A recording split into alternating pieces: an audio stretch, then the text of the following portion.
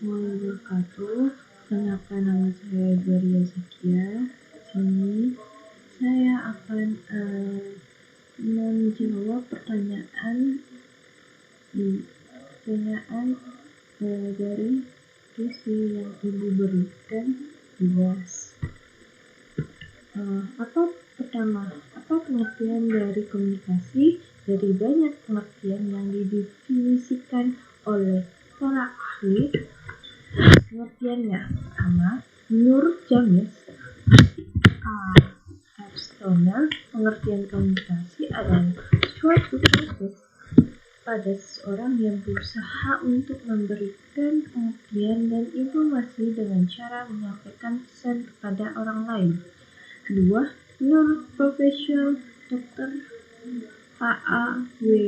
Wijaya, arti komunikasi adalah hubungan kontak antara individu maupun kelompok. Tiga, menurut Aristoteles, definisi komunikasi adalah usaha yang berfungsi sebagai alat warga masyarakat dalam berperan serta dan diplomasi.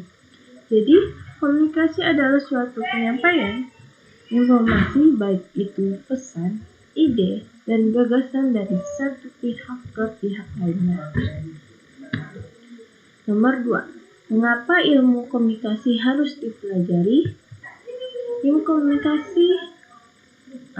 Belajar komunikasi memiliki banyak keuntungan yang dapat dirasakan dalam kehidupan sosial masyarakat. Komunikasi yang efektif dapat membantu kita memecahkan permasalahan yang ada dalam kehidupan sosial, profesional, dan pribadi serta dalam memperbaiki hubungan bermasyarakat. Di dalam dunia kerja, keterampilan dalam komunikasi sangat dibutuhkan dan jarang sekali dimiliki oleh setiap orang.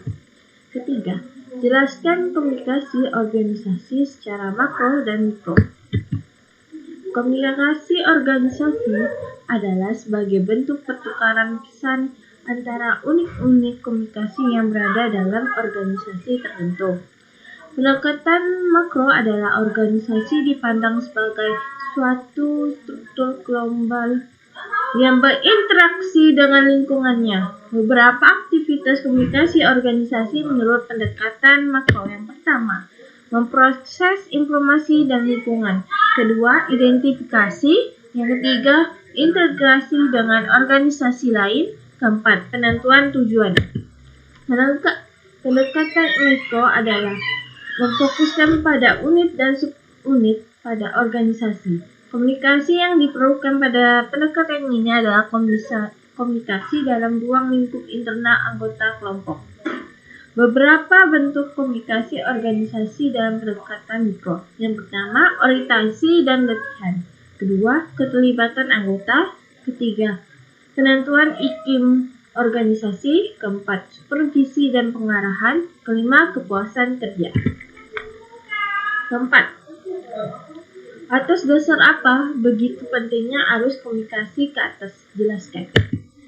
Arus komunikasi ke atas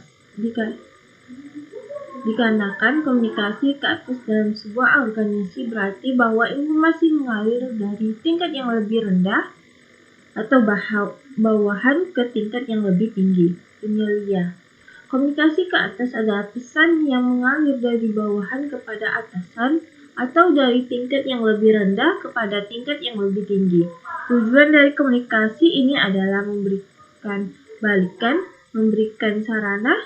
saran, dan mengajukan pertanyaan. Komunikasi ini mempunyai efek pada penyempurnaan moral dan sikap karyawan. Tipe pesan adalah integrasi dan pembaruan.